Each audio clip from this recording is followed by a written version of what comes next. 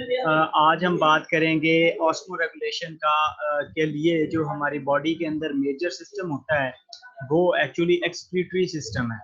तो एक्सक्रीशन की बात करेंगे कि एक्सक्रीशन क्या है और क्यों होती है। ठीक है। अब होता क्या है कि बॉडी के अंदर बहुत सारे हजारों की तादाद में मुख्तलिफ रिएक्शंस चल रहे हैं। इन रिएक्शंस को हम मेटाबॉलिज्म कहते हैं। अब मेटाबॉलिज्म में बहुत सारी चीज़ें टूटती हैं, बहुत सारी चीज़ें नई बनती हैं। मिसाल के तौर पे जो शुगर्स वगैरह आप खाते हैं, मसलन आपने आटे की रोटी खाई है, चावल खाए हैं या और इस तरह की चीज़ें खाई हैं, तो इनको जब तोड़ा जाता है ऑक्सीजन की मौजूदगी में तो नतीजतन कार्बन डाइऑक्साइड और वाटर बनता है। ठीक है जी। इसी तरह जो आपने तेल या मक्खन वगैरह खाया, घी खाया, तो उसको भी जब तोड़ा जाता है, फैट्स उसके अंदर होती हैं, लिपिड्स होती हैं, तो उनको जब तोड़ा जाता है तो पानी और कार्बन डाइऑक्साइड बनता है।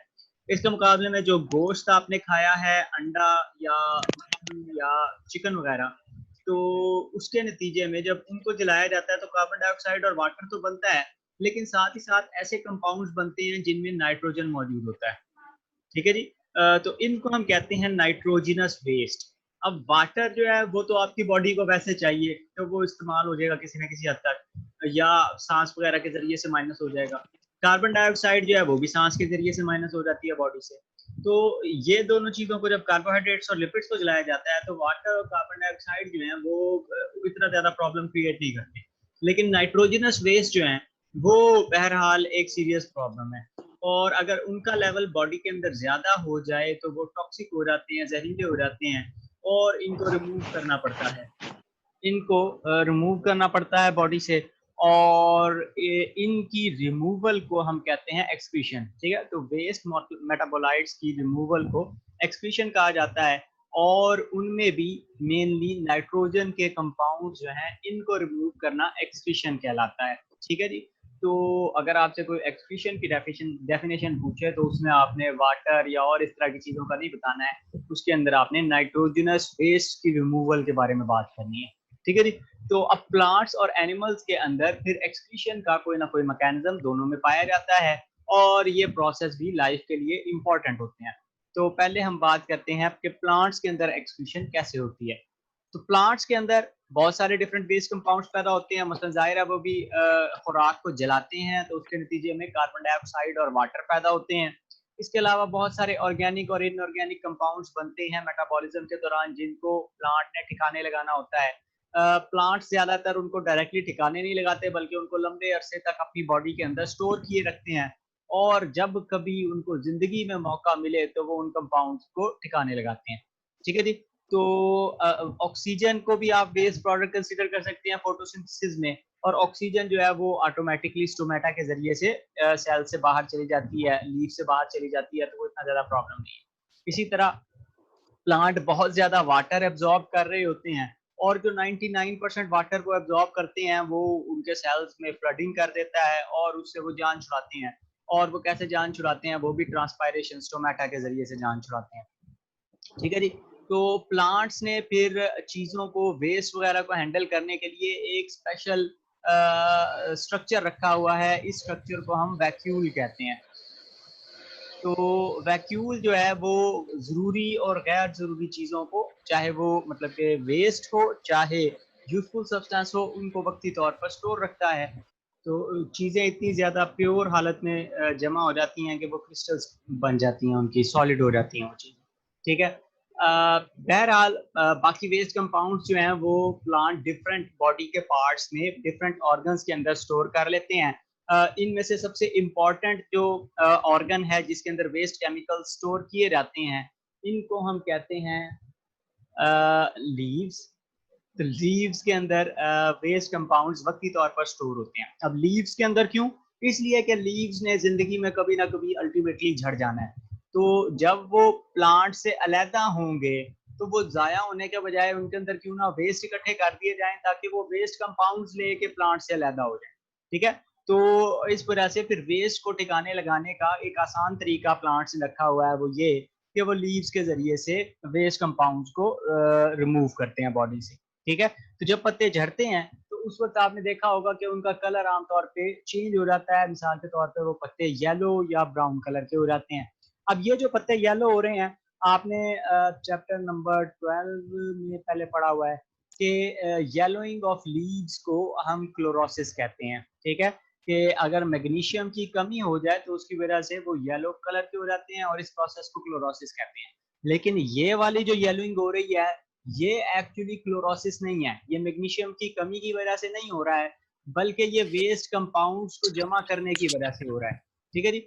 तो वो वेस्ट कंपाउंड्स जो हैं इनको सीजनली शेड कर दिया जाता है, यानी कि वक्तन फवक्तन इनको झाड़ दिया जाता है पत्तों को, और उनके साथ ही ये वेस्ट कंपाउंड से जान छूट जाती है। अब जब ये चीजें जाकर मिट्टी में गिरती हैं तो वहां पर इनके अंदर चूंकि बहुत सारे मिनरल्स हैं, वेस्ट केमिकल्स हैं, तो वो सॉइल के अंदर जमा हो जाते हैं और वो फर्टिलाइजर के तौर पे, नेचुरल फर्टिलाइजर के तौर पे एक्ट करते हैं।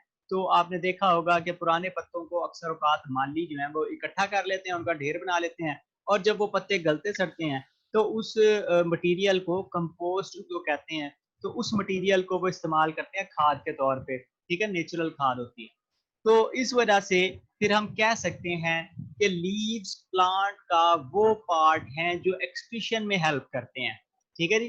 तो इस वजह से हम लीव्स को कहते हैं एक्सक्रीटोफोर।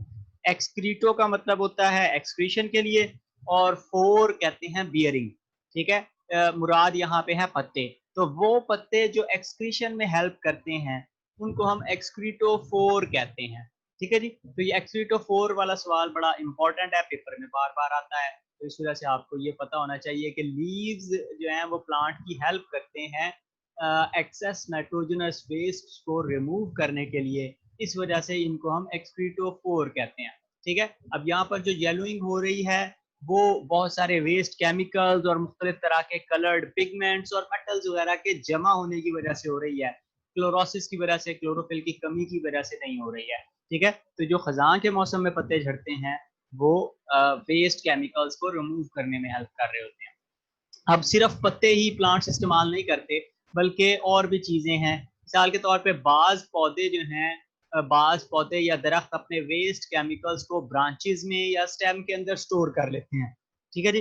तो इनमें ओल्ड जाइलम में लकड़ी के अंदर इस वेस्ट केमिकल्स को स्टोर कर लिया जाता है।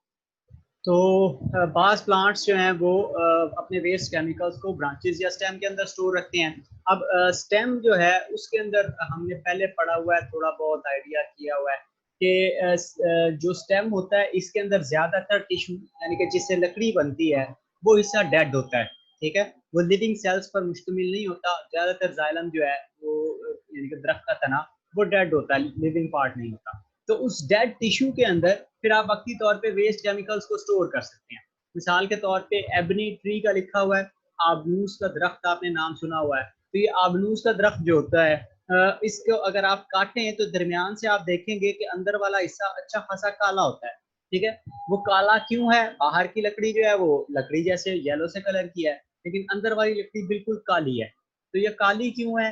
ये इसके अंदर बहुत सारे वेस्ट केमिकल्स प्लांट ने इकट्ठे कर लिए हैं, जहरीले केमिकल्स इकट्ठे कर लिए हैं, और वो लकड़ी जो है फिर डेड, मतलब कि डेड पड़ी हुई थी। अब इस लकड़ी का क्या होता है, ये लकड़ी अगर इस काली वाली लकड़ी से आप कोई मतलब संदूक बना लें, कोई फर्नीचर बना लें, कोई और चीज दरवाजा वगैरह बना लें, तो वो इसके अंदर चूंकि जहरीले केमिकल है तो कीड़े इसको नहीं खाते, और जब कीड़े इसको नहीं खाते तो ये लकड़ी बहुत ज्यादा पायदार समझी जाती है और महंगी होती है। तो आपने सुना होगा कि जी सफेद टाली और काली टाली का लकड़ी की कीमत में फर्क होता है, क्यों? क्योंकि वो काली टाली जो है उसके अंदर वेस्ट केमिकल्स जमा हुए, मतलब कि वो एक बूढ़ा दरख्त है टाली का, शीशम का, तो उसके अंदर लकड़ी के अंदर वेस्ट केमिकल्स जमा हुए होते हैं, और इस वजह से वो फिर उसकी कीमत ज्यादा होती है, क्योंकि वो लकड़ी खराब नहीं होती, उसको कीमत नहीं लगती, कोई और मसला नहीं।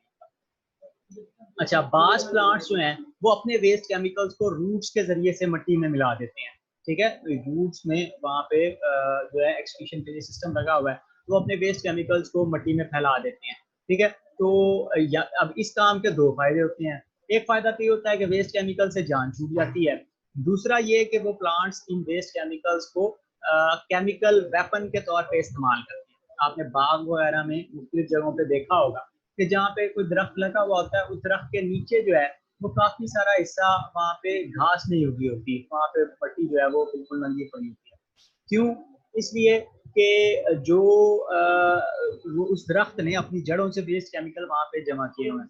आमतौर पे जो है सुनने में ये आता है कि जी वो साए की वजह से दरख्त पत्तों का जो साया पड़ रहा है उसकी वजह से वो पौधे नीचे ग्रो नहीं करते, लेकिन यहाँ पे वो मसला नहीं है, बल्कि असल मसला जो है वो उस खास दरख्त की वजह से है।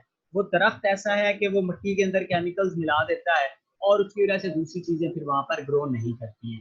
ठीक है, तो कॉनिफर्स, कोन बियरिंग ट्रीज, जो आपके चीड़ और स्नोबर और देवदार वगैरह के दरख्त हैं, वो अक्सर ऐसे काम करते हैं, वो मिट्टी के अंदर जो है वेस्ट केमिकल्स मिला देते हैं। कोई दूसरा बीज उस मिट्टी में आके गिरता है तो वो छोटा सा होता है तो वो ग्रो नहीं कर सकता। दरख्त क्योंकि बड़ा है तो उसको कोई इतनी ज्यादा प्रॉब्लम उन वेस्ट से नहीं होती जितनी छोटे पौधों को होती है, तो वो बेचारे मारे जाते हैं। तो तीन रास्ते हैं जिनके जरिए से प्लांट्स अपने वेस्ट केमिकल से जान छुड़ाते हैं। नंबर एक, लीव्स, जिनको हम बाकायदा तौर पे एक्सक्रीटोफोर कहते हैं, क्योंकि ये वेस्ट केमिकल्स को रिमूव करने में प्लांट की हेल्प करते हैं। दूसरे नंबर पे बाल दरख्त अपने जाइलम के अंदर, लकड़ी के अंदर स्टोर कर लेते हैं। तीसरे नंबर पे रूट्स के जरिए से बाज दरख्त जो है वो पौधे अपने वेस्ट केमिकल्स मिट्टी में मिला देते हैं।